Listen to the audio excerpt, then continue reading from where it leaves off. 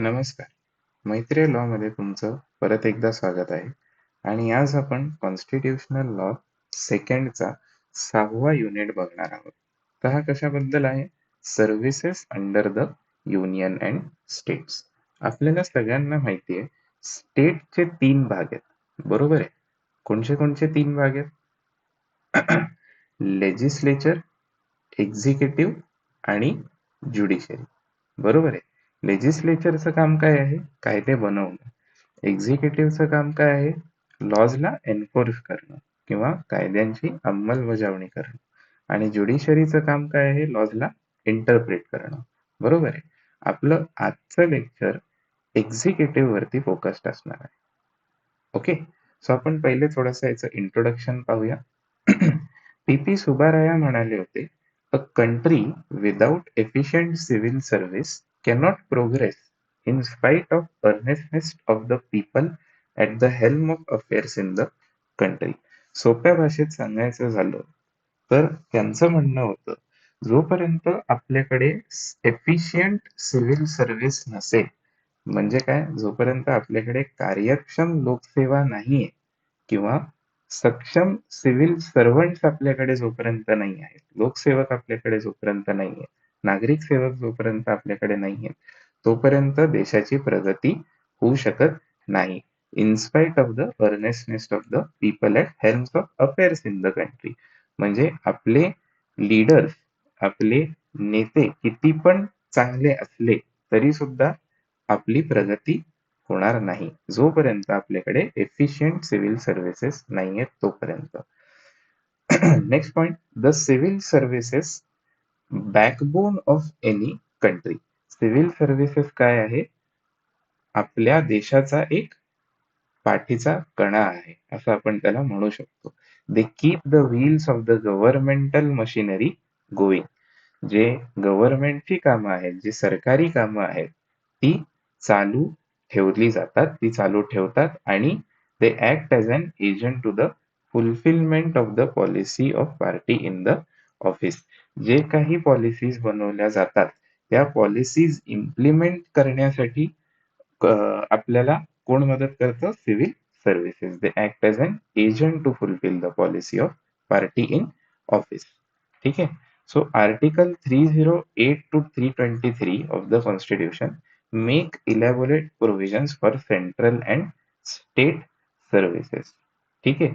जर सेंट्रल आणि स्टेट मध्ये ज्या सर्व्हिसेस आहेत त्याच्यासाठी प्रोव्हिजन्स कुठे दिलेले आहेत? 308 पासून ते 323 पर्यंत.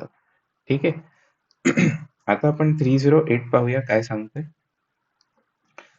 308 आहे इंटरप्रिटेशन. ठीक आहे. तर म्हणजे काय? आपल्याला अर्थ सांगणार आहे कशाचा तरी. ओके.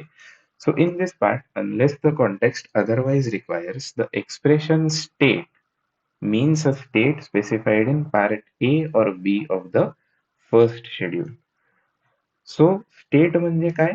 जे पार्ट ए आणि पार्ट बी मध्ये मेन्शन केलेलं आहे फर्स्ट शेड्यूलच्या. आता फर्स्ट शेड्यूल काय आहे? हा बघा फर्स्ट शेड्यूल.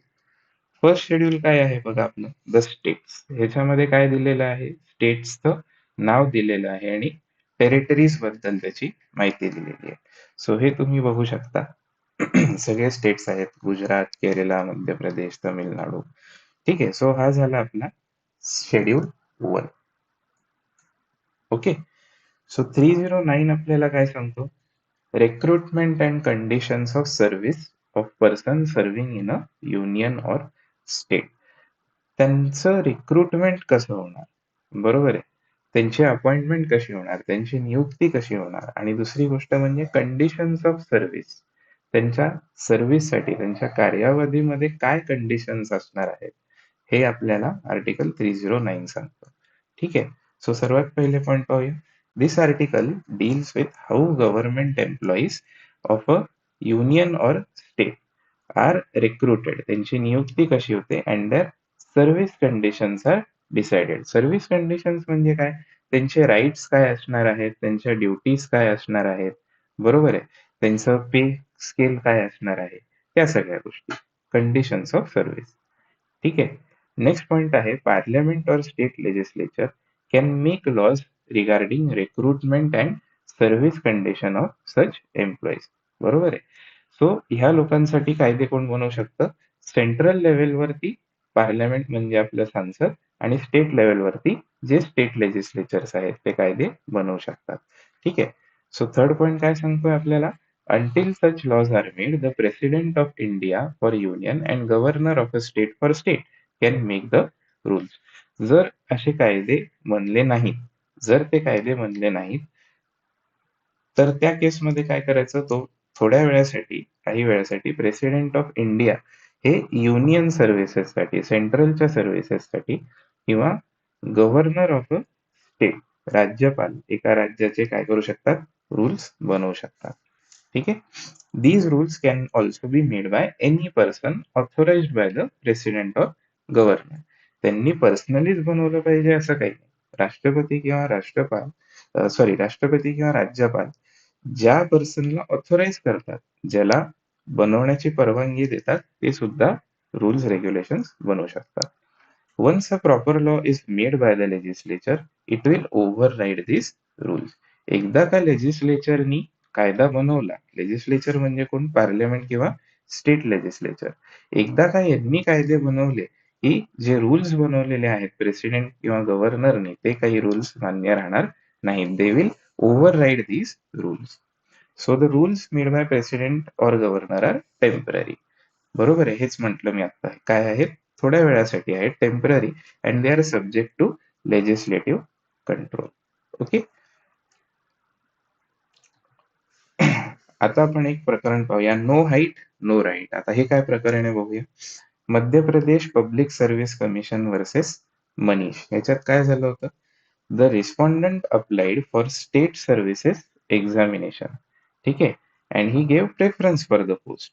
त्यांनी काय केलं? स्टेट सर्व्हिसची जी एक्झाम होती ती त्यांनी दिली आणि काय दिलं होतं? प्रेफरन्सेस दिले होते पोस्टसाठी. वेगळ्या वेगळ्या पोस्टसाठी एक्झाम असले आणि त्याच्यामध्ये त्यांनी काय केलं होतं? प्रेफरन्स दिले होते. And he was selected for the deputy superintendent of the police. DYSP साठी त्याचं सिलेक्शन झालं बेस्ड ऑन मेरिट. ती जी काय त्यांनी परीक्षा दिली त्या परीक्षेच्या बेसिसवरती त्याचं सिलेक्शन झालं. But was later found physically ineligible. ठीक आहे. Physically ineligible due to insufficient height. काय झालं? तो एलिजिबल त्या पोस्टसाठी नव्हता. का बरं नव्हता? कारण त्याची हाईट काय होती? हाईट कमी होती. ठीक आहे. Insufficient height. He then claimed appointment to a lower preferred post of CMO. ठीक आहे. सो प्रेफरन्स लिस्टमध्ये त्याचा जो सेकंड पोस्ट होती त्याच्यासाठी त्यांनी काय केलं? अपॉइंटमेंट क्लेम केली. याच्यासाठी हायकोर्टाने काय केलं? त्याची पिटिशन अलाउ केली होती. आता हे प्रकरण जेव्हा सुप्रीम कोर्टात आलं तेव्हा त्यांच्यासमोर काय क्वेश्चन होता? Whether a candidate selected in the main list for higher prefer post but later found ineligible can claim appointment to a lower preferred post. तो असं करू शकतो का? फर्स्ट पोस्टमध्ये त्याला इनएलिजिबिलिटीमुळे पोस्ट मिळाली नाही, तिथे त्याची अपॉइंटमेंट झाली नाही, तर तो सेकंड जी त्याची प्रेफरन्स वरती पोस्ट आहे ती क्लेम करू शकतो का? तर सुप्रीम कोर्ट बघा काय म्हणाला. Supreme Court held that respondent was not entitled to be considered for the next preferred post. तो असं करू शकत नाही. पहिली पोस्ट जर त्याला मिळाली नाही इनएलिजिबिलिटीमुळे, तर तो सेकंड पोस्ट क्लेम करू शकत नाही. अच्छा, असं का म्हणाले supreme court? The court held that once a candidate is selected in the main list based on a higher preference, he can not be considered for other post. एकदा त्याचं एका पोस्टसाठी सिलेक्शन झालं की दुसऱ्या पोस्टसाठी त्याला कन्सिडर केल्या जाऊ शकत नाही, even if he is later found ineligible. त्या पोस्टसाठी तो इनएलिजिबल असला तरी सुद्धा नाही. इथे दोन गोष्टी आहेत. फरक आहे दोन गोष्टींमध्ये. बरोबर आहे. एक असतं मेरिट नसणं. बरोबर आहे. तो परीक्षा पासच झाला नाही.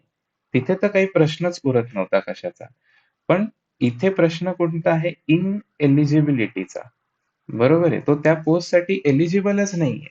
याचा अर्थ त्याच्याकडे मेरिट नाही असं नाही. पण त्या पोस्टसाठी तो इनएलिजिबल आहे. त्या केसमध्ये सुद्धा त्याला सेकंड प्रिफरन्ससाठी कन्सिडर केल्या जाऊ शकत नाही. Allowing such a claim would disrupt the selection process. असा क्लेम जर आपण अलाउ केला तर जी सिलेक्शन प्रोसेस आहे ती काय होईल? डिस्टर्ब होऊन जाईल अँड अनफेअरली डिस्प्लेस अदर कॅन्डिडेट्स. बाकीच्या कॅन्डिडेट्सला सुद्धा काय होईल, त्याचा त्रास होईल. Especially since the respondent had declared that he fulfilled the eligibility criteria. बरोबर आहे. एक्झाम देण्याच्या आधी त्यांनी काय सांगितलं होतं, की मी एलिजिबिलिटी क्रायटेरिया फुलफिल केलेला आहे. त्याच्या फर्स्ट प्रिफर्ड पोस्टसाठी DYSP साठी मी क्रायटेरिया फुलफिल केलेला आहे, असं त्यांनी सांगितलं होतं, डिक्लेअर केलं होतं. पण ते नंतर चुकीचं निघालं. And therefore he must bear the responsibility for his incorrect preference. त्यांनी जी चुकीची एलिजिबिलिटी दाखवली किंवा चुकीचा प्रेफरन्स भरला, त्याची रिस्पॉन्सिबिलिटी कोणावरती आहे?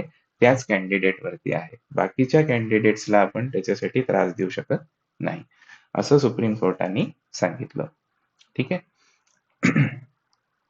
नेक्स्ट कन्सेप्ट आहे डॉक्ट्रिन ऑफ प्लेजर. आता हे काय आहे बघूया. Doctrine of pleasure originates from English law. ठीक आहे. सो ह्याचा उगम कुठून झालेला आहे? इंग्लिश लॉ मधून. Where under the crown, crown म्हणजे तिथला मोनार्क, राजा किंवा राणी. बरोबर आहे. Under the crown public servants held the office at the will of the monarch and would be removed at any time. So तिथे जे पब्लिक सर्वंट्स आहेत, ते जे गव्हर्नमेंट ऑफिशियल्स आहेत, ते ऑफिस होल्ड कधीपर्यंत करू शकतात? Until the will of the monarch. जोपर्यंत तिथला राजा किंवा राणीला वाटतंय तोपर्यंत तो त्या ऑफिसमध्ये राहू शकतो and he could be removed at any time. कोणत्याही क्षणी त्याला ऑफिसमधनं काढण्यात येऊ शकतं. It means that a person holding a public office serves at the pleasure of the appointing authority. तो तोपर्यंत काम करू शकतो जोपर्यंत ज्यांनी त्याला अपॉइंट केलंय त्याला वाटतंय तोपर्यंत तो तिथे काम करू शकतो. He can be dismissed whenever that authority withdraws its pleasure. एकदा का ज्या अथॉरिटीने त्याला तिथे बसवलंय ती अथॉरिटी म्हणायला लागली की नाही आता तू काम सोड, त्यावेळेला त्याला कामावरनं काढल्या जाऊ शकतं. ठीक आहे. फॉर एक्झाम्पल बघूया. A civil servant may be removed from service by authority even before completing any expected period of service. ठीक आहे. सो काही एक पिरियड ऑफ सर्व्हिस कंप्लीट करण्याच्या आधी सुद्धा त्याला काय केलं जाऊ शकतं? रिमूव्ह केलं जाऊ शकतं. ह्याला आपण काय म्हणतो? Doctrine of pleasure. ठीक आहे. So this doctrine affects contractual employment. Contractual employment वरती सुद्धा याचा प्रभाव पडतो. कसा? By overriding normal contract principles. Normal contract principles काय आहे? Promises must be kept. बरोबर आहे. हा एक नॉर्मल कॉन्ट्रॅक्टचा प्रिन्सिपल आहे. सो जर कॉन्ट्रॅक्ट केलेला आहे आपण क्राऊन सोबत, क्राऊन तुम्हाला सांगतोय की तुम्ही 11 महिने काम केलं पाहिजे. हा तुमचा कॉन्ट्रॅक्ट आहे. ठीक आहे. सो नॉर्मल प्रिन्सिपल काय आहे की 11 महिन्यापर्यंत त्या व्यक्तीला तुम्हाला काम करू द्यावं लागेल. पण डॉक्ट्रिन ऑफ प्लेजर काय सांगतो की 11 महिने कंप्लीट होण्याच्या आधी सुद्धा काय करू शकता? त्या माणसाला तुम्ही टर्मिनेट करू शकता. So the employee cannot insist on a fixed tenure or claim damages for early termination. तो म्हणू नाही शकत. इथे तो पर्सन म्हणू नाही शकत की मला 11 महिने तुम्ही कामावरनं काढू शकत नाही किंवा जर तुम्ही मला 11 महिन्याच्या आधी कामावरनं काढलं तर मला काय द्यावं लागेल तुम्हाला? डॅमेजेस द्यावे लागतील. का? कारण तुम्ही कॉन्ट्रॅक्ट काय केला? ब्रीच केला. असं म्हणू शकतो का तो? नाही म्हणू शकत. का? कारण काय आहे आपल्याकडे? डॉक्ट्रिन ऑफ प्लेजर आहे. ठीक आहे. However in modern legal system, आजकालच्या जगामध्ये this doctrine is generally subject to certain limitations. बरोबर आहे. काय आहे त्याच्यावरती काही लिमिटेशन्स आहेत. का बरं असतील limitation? Obviously to prevent arbitrary or unfair dismissal. बरोबर आहे. कोणाच्या तरी मनात आलं आज ह्याने काम करायचं नाही म्हणून त्याला काढून टाकायचं. असं चालेल का आपल्याला? नाही. म्हणून काय आहे? हे डॉक्ट्रिन ऑफ प्लेजर वरती काय आहे? काही लिमिटेशन्स आहेत. ठीक आहे. सो आता आपल्याला प्लेजर समजलं असेल तर आपल्याला आर्टिकल 310 फार इझिली समजेल. सो आता आर्टिकल 310 आपल्याला काय सांगतो? Tenure of office of person serving the union or state. Tenure त्यांचा कार्यकाल किती आहे? त्यांचा पिरियड ऑफ सर्व्हिस किती आहे? This article explains that government servants hold their job at the pleasure of the authority. ते ऑफिसमध्ये कधी राहतील, ते काम कधीपर्यंत करू शकतील, जोपर्यंत अथॉरिटीचं काय आहे, प्लेजर आहे. बरोबर आहे. जे डॉक्ट्रिन ऑफ प्लेजर आपण पाहिलं ते आहे. ठीक आहे. So members of the union services म्हणजे सेंट्रल लेवलला जे सर्व्हिसेस आहेत त्याच्यासाठी they will defence civil all India services. All India services म्हणजे काय बरं? ऑल इंडिया सर्व्हिसेस मध्ये 3 सर्व्हिसेस येतात. ठीक आहे. सो मी जेव्हा मुलांना हे शिकवतो तेव्हा मी सांगतो ऑल इंडिया सर्व्हिस मध्ये 3 सर्व्हिसेस आहेत. कोणते कोणते? IAS, IPS आणि IFS. हे जनरली सगळ्यांना माहिती असतात. बरोबर आहे. मग मी मुलांना सांगतो की चला बरं आता फुल फॉर्म सांगा प्रत्येकाचा. IAS काय आहे? Indian administrative services. बरोबर आहे. सेकंड काय आहे? Indian police services. आणि तिसरं काय आहे? Indian foreign services. झाली नाही ते गडबड? फॉरेन सर्व्हिसेस नाहीये हे काय आहे? Indian forest services, not foreign services. ठीक आहे. सो हे बऱ्याच लोकांना माहिती नसतं. ठीक आहे. सो ऑल इंडिया सर्व्हिसेस आपल्याकडे कोणते कोणते? 3 आहेत. IAS, IPS आणि IFS. डिफेन्स आणि बाकीचे सिव्हिल सेंट्रल लेवलवरती work at the pleasure of president of India. देशाचे राष्ट्रपती जोपर्यंत प्लेजर होल्ड करतात तोपर्यंत ते काय करू शकतात? काम करू शकतात. ठीक आहे. आता स्टेट लेवलला काय असेल मग? Members of the state service work at the pleasure of governor of a state. राज्याचे जे राज्यपाल आहेत त्यांचा जोपर्यंत प्लेजर आहे तोपर्यंत ते काय करू शकतात? काम करू शकतात. Members of state services. ठीक आहे. So pleasure means they can be removed from the service by these authorities without giving reasons. ठीक आहे. त्यांना रिझन्स न देता काय केलं जाऊ शकतं? रिमूव्ह केलं जाऊ शकतं. पण हे काय हे एंटायरली खरं नाहीये कारण ह्याच्यावरती काय आहेत काही कॉन्स्टिट्यूशनल लिमिट्स आपण लावलेले आहेत. ठीक आहे. ते काय आहेत ते आपल्याला पुढे समजतील. This rule applies unless the constitution itself provides some protection. मग ह्या लोकांना कॉन्स्टिट्यूशन काही प्रोटेक्शन देतं का? डेफिनेटली देतं. काय देतं ते आपण बघूया. Even if a person is appointed on contract. परत जसं मी तुम्हाला म्हटलं कॉन्ट्रॅक्ट जरी असलं तरी सुद्धा काय आहे प्लेजर डॉक्ट्रिन हे अप्लाय होतं. प्लेजर डॉक्ट्रिन हे आपण वापरू शकतो. However, if such a contractual employee is removed early, त्याला काय केलं? कॉन्ट्रॅक्ट पिरियडच्या आधीच काढून टाकलं. बरोबर आहे. जसं आपण मगाशी एक्झाम्पल घेतलं होतं 11 मंथ्सचा. 11 मंथ्सचा कॉन्ट्रॅक्ट होता, पण त्याला आपण काढून टाकलं लेट्स से 6 महिन्यामध्ये. विदाउट मिसकंडक्ट हे फार महत्वाचं आहे. विदाउट मिसकंडक्ट म्हणजे त्याची तिथे काहीही चूक नसताना, त्याचं कोणतंही गैरवर्तन नसताना जर त्याला आपण काढलं, so they may be given compensation. त्यांना काय केलं जाऊ शकतं? थोडेफार कॉम्पेन्सेशन तिथे दिलं जाऊ शकतं. This compensation is allowed when the job ends before the agreed period or the post is abolished. बरोबर आहे. जे काम त्याला करायचं होतं 11 महिन्यात ते त्यांनी 6 महिन्यातच संपवलं. ठीक आहे. Job ended before agreed period or the post was abolish. ती पोस्टच काय झाली? अबॉलिश झाली, बंद झाली. ठीक आहे. सो त्या केसेसमध्ये कॉम्पेन्सेशन देणं अलाउड आहे. ओके. आता आपण पाहूया आर्टिकल 311 काय सांगतो. 311 dismissal, removal or reduction in rank. 3 वेगळे वेगळे शब्द. डिसमिस करणे, रिमूव्हल काढून टाकणे आणि रिडक्शन इन रँक. बरोबर आहे. रिडक्शन इन रँक म्हणजे प्रमोशनच्या opposite, demotion of persons employed in civil capacities under union or state. बरं काय सांगतो बरं? A government employee cannot be dismissed or removed by an authority lower than the one who appointed him. अत्यंत महत्वाचं principal आहे आणि खूप obvious principal आहे. एखादा गव्हर्नमेंट एम्प्लॉई जो आहे त्याला त्याच्या खालच्या रँकचा माणूस डिसमिस किंवा रिमूव्ह करू शकत नाही. ठीक आहे. व्हेरी व्हेरी सिम्पल पण व्हेरी इम्पॉर्टंट कन्सेप्ट. ठीक आहे. Such an employee can only be punished after a proper enquiry is conducted. अजून एक अत्यंत महत्वाचा मुद्दा, अशा एम्प्लॉईला शिक्षा कधी होऊ शकते? जेव्हा प्रॉपर एन्क्वायरी झालेली आहे, प्रॉपर तिथे चौकशी झालेली आहे, त्यावेळेलाच फक्त त्याच्यावरती पनिशमेंट त्याला शिक्षा दिल्या जाऊ शकते. In that enquiry the employee must be informed of the charges against him. त्या चौकशीमध्ये, त्या एन्क्वायरीमध्ये त्याच्या अगेन्स्ट काय चार्जेस आहेत, काय आरोप आहेत त्याच्या अगेन्स्ट, हे त्यांना सांगितलं गेलं पाहिजे. The employee must also be given a reasonable opportunity to defend himself. बरोबर आहे.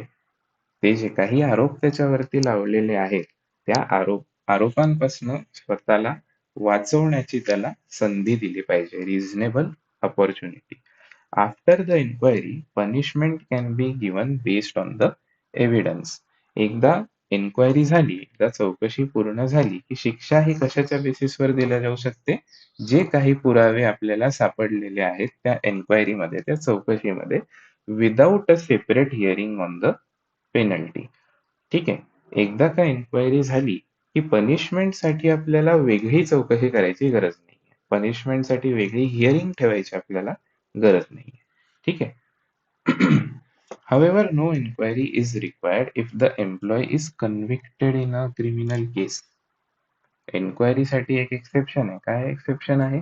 जर क्रिमिनल केसमध्ये त्याला शिक्षा झालेली असेल, तर एन्क्वायरी करायची गरज नाहीये. वेगळी चौकशी करायची गरज नाहीये. ठीक आहे. अजून कधी गरज नाहीये?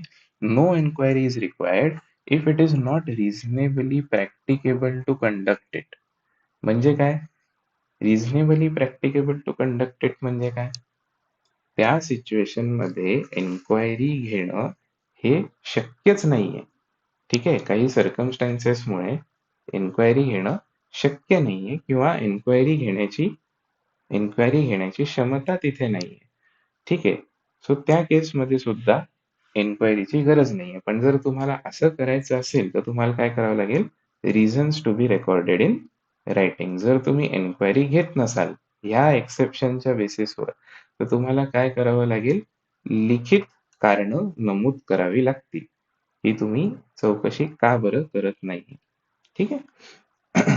अजून कधी एन्क्वायरीची गरज नाहीये? No enquiry is required if the president of India or governor of a state thinks that it is against the security of the state. म्हणजे काय? जर राष्ट्रपतींना किंवा राज्यपालांना असं वाटत असेल की चौकशी घेतल्याने आपल्या देशाची किंवा राज्याची सुरक्षिततेला काहीतरी डेंजर आहे किंवा सुरक्षेसाठी हानिकारक आहे, त्या केसमध्ये सुद्धा एन्क्वायरी घेण्याची गरज नाहीये. ठीक आहे. सो हे जे 3 पॉइंट्स आहेत हे काय आहेत? हे आपल्याला सांगतात एक्सेप्शन्स. ठीक आहे. Exceptions to enquiry. बरोबर आहे. Exceptions to enquiry. ठीक आहे. आता एक आपण केस पाहूया जी आपल्या सिलेबस मध्ये आहे. Union of India and another versus Tulsiram Patel and others. अच्छा, काय झालं होतं या प्रकरणात? सेव्हरल गव्हर्नमेंट सर्वंट्स वर dismissed or removed from the service without holding departmental enquiries by invoking the second proviso to article 311 clause 2. काय झालं होतं? खूप सारे गव्हर्नमेंट एम्प्लॉईजला काय करण्यात आलं होतं? डिसमिस करण्यात आलं होतं without holding a departmental enquiry. कोणतीही चौकशी न घेता त्यांना काय करण्यात आलं होतं? काढण्यात आलं होतं by invoking the second proviso to article 311 clause 2. ठीक आहे. आता काय येतो सेकंड प्रोव्हायझो? आपण एकदा वाचून घेऊया. हा आहे आर्टिकल 311 चा फर्स्ट क्लॉज, हा आहे क्लॉज सेकंड. ठीक आहे. सो याचा सेकंड प्रोव्हायझो काय आहे? हा पहिला प्रोव्हायझो आहे. प्रोव्हाइडेड दॅट म्हणजे प्रोव्हायझो क्लॉज. बरोबर. सो हा पहिला प्रोव्हायझो आहे आणि सेकंड प्रोव्हायझो काय आहे? Provided further that this clause shall not apply where a person is dismissed or removed from the rank on the ground of conduct which has led to his conviction on a criminal charge. Criminal केसमध्ये काय झालं? Conviction मिळालं. ठीक आहे. Next काय आहे? Where the authority empower to dismiss or remove a person or reduce him in rank is satisfied that for some reason to be recorded by that authority in writing, it is not reasonably practicable to hold such inquiry. काय आहे? रिझनेबली practical नाही आहे. त्या ठिकाणी inquiry घेणं हे possible नाहीये. ठीक आहे? किंवा गरज नाहीये. ठीक आहे?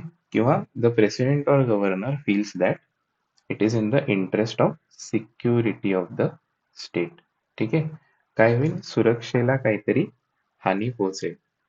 त्या केसमध्ये सुद्धा आपल्याला गरज नाहीये. बरोबर आहे? सो हा क्लॉज इन्व्होक करून त्यांना काढण्यात आलं होतं आणि त्याच्यामुळे काय झालं होतं, हे सगळे गव्हर्नमेंट सर्वंट्स वेगळ्या वेगळ्या हायकोर्टांमध्ये गेले होते ह्यांच्या टर्मिनेशनच्या against, leading to conflicting decisions. बरोबर आहे? काही हायकोर्टांनी काय सांगितलं की हा, हे जे केलं ते त्यांनी बरोबर केलं, बिना इन्क्वायरी घेता जे काढलं ते बरोबर केलं. काही हायकोर्ट म्हणाले नाही नाही, बिना इन्क्वायरीचं काढलं हे बरोबर नाही. सो काय झालं होतं, कॉन्फ्लिक्टिंग डिसिजन्स आले होते वेगळ्या वेगळ्या हायकोर्टाचे. म्हणून काय झालं, ह्या ज्या केसेस होत्या, ह्या केसेसच्या ज्या अपील्स होत्या, दे वर कन्सिडर्ड बाय अ कॉन्स्टिट्युशनल बेंच. एका सुप्रीम कोर्टाच्या मोठ्या बेंचनी या प्रकरणाची काय कॉग्निझन्स घेतला. ठीक आहे? हे प्रकरण ऐकलं. तर काय इश्यूज होते कोर्टासमोर?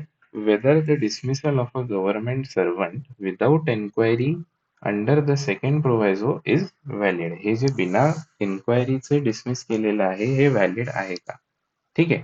Whether the principle of natural justice like hearing still apply when enquiry is dispensed with. म्हणजे काय, नॅचरल जस्टिसचे जे प्रिन्सिपल्स आहेत ते फॉलो करायला हवे का या केसेसमध्ये? नॅचरल जस्टिसचे काय प्रिन्सिपल आहे?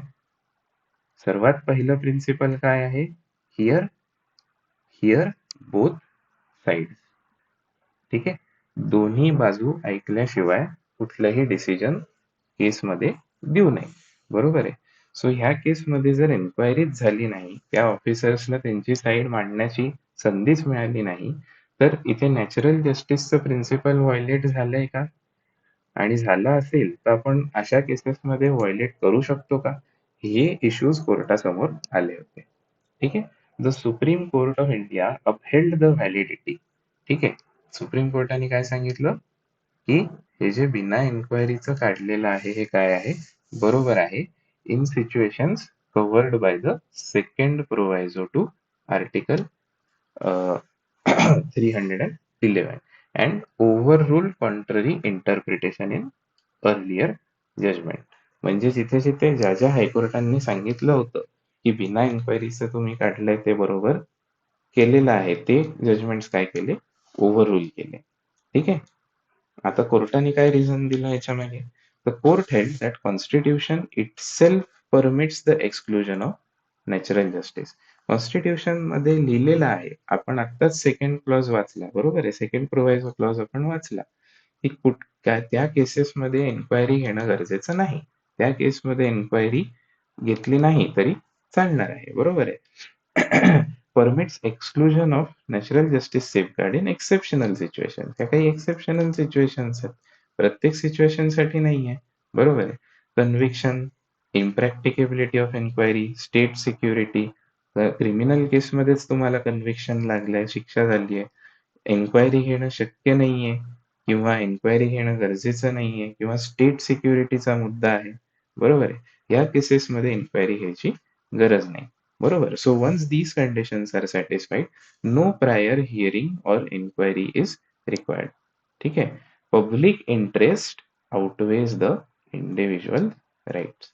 बरोबर आहे? लोकांचं हित हे जास्त महत्वाचं आहे इंडिव्हिज्युअल राईट्स पेक्षा. बरोबर आहे? असं सुप्रीम कोर्टाने इथे रिझनिंग दिलेलं आहे. ठीक आहे? आर्टिकल 14 त्यांनी असं पण सांगितलं, article 14 cannot be use to reintroduce procedural safeguards that the constitution expressly excludes. जे सेफगार्ड्स एक्सक्लूड केलेले आहेत एक्सप्रेसली, ते परत आणण्यासाठी आर्टिकल 14 तुम्ही वापरू शकत नाही. ठीक आहे? आता नेक्स्ट आपण पाहूया सिव्हिल पोस्टचं काय प्रकरण आहे.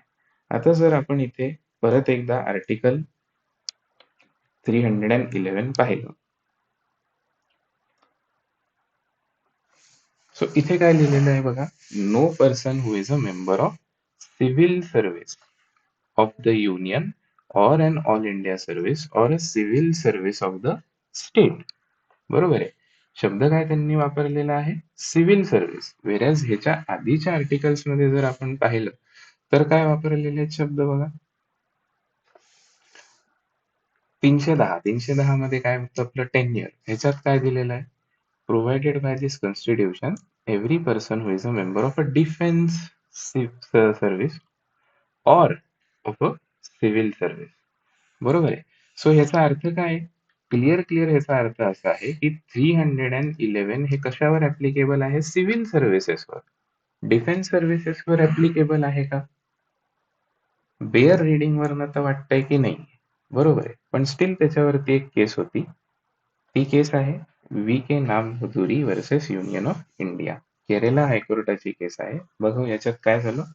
The plaintiff a major from the erstwhile Travancore Cochin State Forces was subjected to a screening test conducted by Indian Army Services Selection Board. ठीक आहे. सो काय झालं, जो प्लेंटिफ होता तो मेजर रँक वरती होता स्टेट फोर्सेस मध्ये. बरोबर आहे. स्टेट फोर्सेस मध्ये तो काय होता, मेजरच्या रँकवर होता. ठीक आहे. आणि ह्या लोकांना, काही लोकांना काय करायचं होतं, इंडियन आर्मी मध्ये ऍब्झॉर्ब करायचं होतं. इंडियन आर्मीमध्ये त्यांना पोस्ट द्यायच्या होत्या. त्याच्यासाठी इंडियन आर्मीने काय ठेवलं होतं, एक स्क्रीनिंग टेस्ट ठेवली होती, एक परीक्षा ठेवली होती. त्याच्यामध्ये त्या टेस्टमध्ये तो काय झाला, फेल झाला and he was graded unacceptable. बापरे. त्याला काय सांगण्यात आलं की तुम्ही काय आहात, अनएक्सेप्टेबल आहात. ठीक आहे. इंडियन आर्मीच्या पोस्टसाठी तुम्ही काय आहात, अनएक्सेप्टेबल आहात. Leading to his termination. ह्याच्यामुळे काय झालं, त्याला काढण्यात आलं. So he filed a suit claiming damages and pension for wrongful termination. ठीक आहे. सो तो काय म्हणाला की मला काढून टाकलं, मला डॅमेजेस द्या, पेन्शन द्या, आणि मला जे तुम्ही काढलं हे काय आहे, चुकीचं आहे. सो आर्टिकल 311 मला काय देतो, प्रोटेक्शन देतो. सो वेदर कोर्टासमोर काय होता, whether article 311 protection apply to defence person. Defence personnel article 311 वापरू शकतो का. सो केरला हायकोर्टने काय सांगितलं, Kerala high court dismiss the suit and held that plaintiff had no enforceable legal right to challenge termination and claim damages or pension as Article 311 does not apply to defense personnel. Article 311 जो आहे तो defence personnels मध्ये applicable नाहीये, फक्त कशासाठी applicable आहे, civil services साठी. Okay. आता आपण पाहिलं होतं रिझनेबल ऑपॉर्च्युनिटी दिली पाहिजे. बरोबर आहे. आता रिझनेबल ऑपॉर्च्युनिटी म्हणजे काय, तर ह्याच्यावरती एक केस आहे Khemchand versus union of India. ह्याच्यात काय झालं होतं, द अपेलेंट ज्यांनी केस केली होती, he was a sub inspector in government service. He was served with a chargesheet and subjected to departmental enquiry where multiple charges like embezzlement and misconduct were examine. ठीक आहे. So हा जो sub inspector होता एका government सर्व्हिसमध्ये, त्याच्याकडे काय आली होती, चार्जशीट आली होती आणि त्याच्यामध्ये वेगळे वेगळे आरोप होते, जसं की एम्बेझलमेंट आणि मिसकंडक्ट, गैरवर्तन. बरोबर आहे. ह्याचे त्याच्यावरती चार्जेस होते. So the enquiry officer found this charges proved. ज्यांनी एन्क्वायरी घेतली, जो चौकशी करत होता, इन्व्हेस्टिगेशन करत होता, he said that this charges are proved. बरोबर आहे. ह्याच्यासाठी काय आहे, ह्याच्यामध्ये आपल्याला पुरावे मिळालेले आहेत अँड रेकमेंडेड डिसमिसल. बरोबर आहे. काय सांगितलं, यांना डिसमिस करण्यात यावं, which was approved by the competent authority. So हे जे डिसमिसलचं त्यांनी रेकमेंडेशन दिलं होतं ते सुद्धा काय झालं होतं, अप्रूव्ह झालं होतं. ठीक आहे. So however the appellant was not given a separate opportunity to show cause against the propose punishment of dismissal after the inquiry findings. म्हणजे झालं काय होतं, एन्क्वायरीच्या वेळेला तर त्यांना संधी देण्यात आली होती स्वतःला वाचवण्याची, पण पनिशमेंट देताना मात्र त्यांना संधी देण्यात आली नव्हती. कशाची, की ही पनिशमेंट मला का होऊ नये. बरोबर आहे. ही पनिशमेंट मी नाही डिझर्व करत, हे प्रूव्ह करण्याची संधी त्यांना देण्यात आली नव्हती. म्हणून काय झालं, म्हणून हे जे सगळं प्रकरण होतं हे त्यांनी कोर्टात नेलं. सो कोर्टासमोर काय इश्यूज होते, what is the scope of reasonable opportunity, नेमकं रिझनेबल अपॉर्च्युनिटी मध्ये काय काय येतं. बरोबर आहे, जे आपण आर्टिकल 311 क्लॉज 2 मध्ये वाचलं. Whether a government servant must be given an opportunity at both times during the enquiry and after the findings. बरोबर आहे, एन्क्वायरीच्या वेळेला पण त्यांना द्यायला पाहिजे का, आणि पनिशमेंटच्या वेळेला पण त्यांना द्यायला पाहिजे का आपण अपॉर्च्युनिटी. ठीक आहे, हा पण एक क्वेश्चन कोर्टासमोर होता. आणि तिसरा क्वेश्चन होता, whether failure to provide such opportunity invalidates the dismissal. जी सेकंड टाइम त्यांना अपॉर्च्युनिटी दिली नाही, त्याच्याने त्यांचं डिसमिसल चुकीचं ठरू शकतं का. बरोबर आहे, सो ह्या गोष्टी कोर्टासमोर आलेल्या होत्या. कोर्टाने काय सांगितलं, the supreme court allowed the appeal, त्यांनी त्यांची केस अलाउ केली, and held that dismissal was invalid. ज्या जे त्यांना काढून टाकण्यात आलेलं आहे ते बरोबर नाहीये, as article 311 clause 2 was not fully complied with. ठीक आहे, काय म्हणाला court, article 311 acts as a limitation on doctrine of pleasure.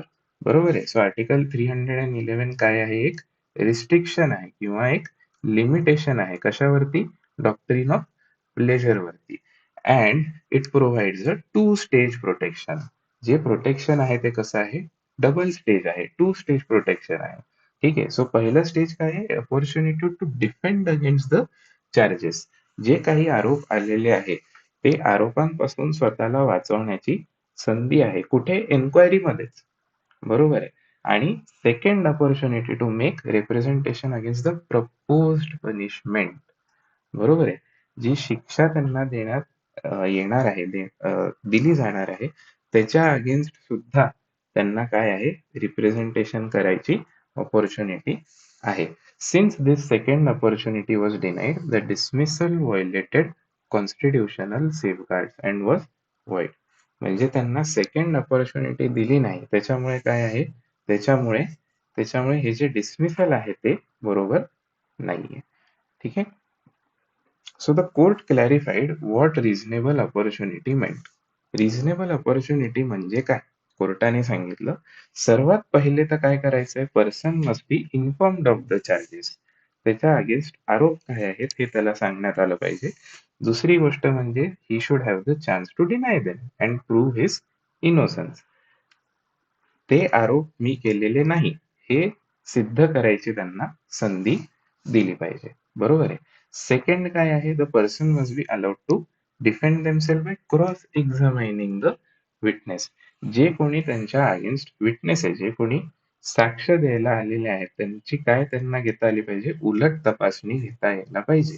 Cross examine करायची त्यांना तिथे संधी दिली पाहिजे. And presenting their own evidence, त्यांच्या स्वतःकडनं काही पुरावे असतील तर ते दाखवायची सुद्धा, ते प्रेझेंट करायची सुद्धा संधी तिथे दिली पाहिजे.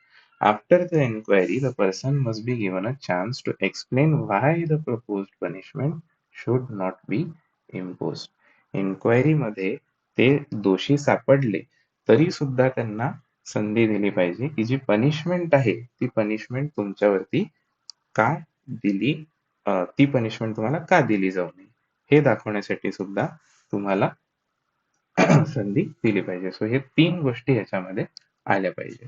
तर हे जे डिसिजन सुप्रीम कोर्टाचं आलं हे पार्लमेंटला काही फारसं पटलं नाही. सो पार्लमेंटनी काय केलं, पार्लमेंटनी 42nd अमेंडमेंट मध्ये 42वी घटना दुरुस्तीत काय सांगितलं की या तिन्ही गोष्टी देण्याची गरज नाहीये. ठीक आहे, so it is not necessary to, sorry, या तिन्ही गोष्टी देण्याची गरज नाही, रादर ऍक्च्युली तिसरी गोष्ट देण्याची गरज नाही. ह्या दोन गोष्टी तर ठीक आहेत, ह्या दोन गोष्टी तर आपण देऊया, पण ही एकदा गिल्टी सापडले, एकदा ते दोषी सापडले त्या एन्क्वायरी मध्ये, त्यांना परत पनिशमेंटच्या अगेन्स्ट रिप्रेझेंटेशन देण्याची गरज नाहीये. So it is not necessary to give chance at the second stage of proposed action. Okay. त्याच्यानंतर आपल्याकडे अजून एक केस आहे, नो राईट नो पनिशमेंट. आता याच्यामध्ये बघूया आपण Purushottam Lal Dingra versus union of India ह्या प्रकरणात काय झालं. So the appellant was a railway employ, ज्यांनी केस केली होती ते एक रेल्वे एम्प्लॉय होते. They were promoted from class 3 to class two post. ठीक आहे, to officiate this is the keyword. So class 3 पासून त्यांना क्लास 2 मध्ये, म्हणजे ते होते क्लास 3 चे, पण त्यांना पोस्ट कोणती देण्यात आली होती? क्लास 2 ची. बरोबर आहे. But was later reverted to his original post. ठीक आहे, काही वेळासाठी ते क्लास 2 चं काम त्यांना त्यांना दिलं होतं, पण त्याच्यानंतर काय केलं, परत त्यांना त्यांच्या ओरिजिनल पोस्ट वरती पोस्ट करण्यात आलं. ठीक आहे, it was based on adverse remarks about his work. त्यांनी जे काही काम केलं त्या पोस्टवर असताना ते काही फारसं बरोबर नव्हतं.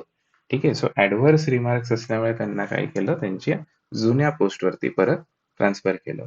So he challenge this reversion, arguing that it amounted to reduction in rank by way of punishment without complying with article 311 clause 2.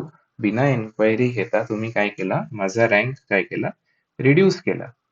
ठीक आहे, आणि हायकोर्टात जेव्हा हे गेले तेव्हा हायकोर्टामध्ये हा क्लेम काय झाला होता, डिसमिस झाला. म्हणून ते कुठे गेले, सुप्रीम कोर्टात. सो काय इश्यूज होते कोर्टाचे पाहूया. सो वेन डज टर्मिनेशन और रिव्हर्जन अमाउंट टू पनिशमेंट. आता काढून टाकणं किंवा जुन्या पोस्टवर परत ट्रान्सफर करणं ही पनिशमेंट कधी होतं?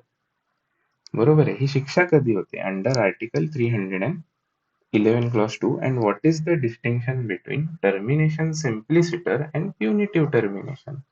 बरोबर आहे. टर्मिनेशन सिम्प्लिसिटर म्हणजे काय, की त्यांना त्या पोस्टवरनं काढलं, सिम्पली त्या पोस्टवरनं त्यांना काढलं.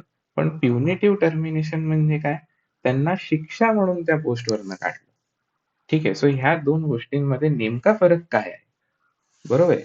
सो सुप्रीम कोर्टाने काय सांगितलं, supreme court dismiss this appeal and held that the reversion was not by way of punishment.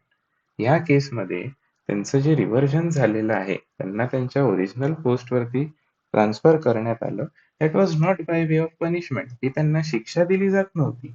म्हणून काय आहे, आर्टिकल 311 क्लॉज 2 इथे अट्रॅक्टेड नाही आहे. इथे आर्टिकल 311 क्लॉज 2 ऍप्लिकेबल नाही आहे.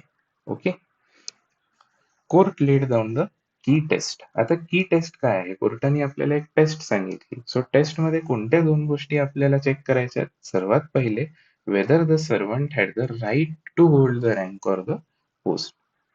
तो जो पर्सन आहे त्याला ती जागा, ते ऑफिस होल्ड करायचा अधिकार होता का? सर्वात पहिले तर ते चेक करायचंय. आणि second, whether he has been visited by evil consequences. ती जे काही त्याच्यानंतर ऍक्शन झाली त्याच्यानंतर त्याच्यावर काही ऍडव्हर्स इम्पॅक्ट झाला का, ह्या दोन गोष्टी आपल्याला चेक करायच्या आहेत. So if the servant had the right to hold the post, then article 311 is attracted. जर त्या सर्वंटचा राईट होता, अधिकार होता त्या पोस्टवरती, तरच आर्टिकल 311 इन्व्होक करता येईल, नाहीतर तो आपल्याला इन्व्होक करता येणार नाही. ठीक आहे. सो जर कन्क्लुजन बघायचं तर ह्याच्यामध्ये असं आहे की गव्हर्नमेंट सर्व्हिस ही कशी चालते आणि एम्प्लॉईजला प्रोटेक्शन कसं आहे ह्याच्याबद्दल हे आर्टिकल्स आहे. ठीक आहे. सो डॉक्ट्रिन ऑफ प्लेजर जे आहे ते पॉवर देतं एम्प्लॉईजला काढण्यासाठी, पण आर्टिकल 311 काय करतं, काही प्रोटेक्शन्स देतं. त्याच्यानंतर कोर्ट्सचा रोल ह्याच्यामध्ये काय आहे, कोर्ट्सचा रोल आहे to decide what is fair and what is punishment. नेमकं बरोबर काय आणि पनिशमेंट म्हणजे काय हे कोर्ट काय करतं, कोर्ट ठरवण्याचा प्रयत्न करतं. This is about balancing authority and basic fairness. ठीक आहे, सो अथॉरिटी पण राहावी आणि प्लस काय राहावं, फेअरनेस सुद्धा राहावं सर्व्हिस लॉ मध्ये. हे त्याच्या मागचं एक एम आहे. ठीक आहे. सो आपला टॉपिक इथेच संपलेला आहे. Thank you for listening.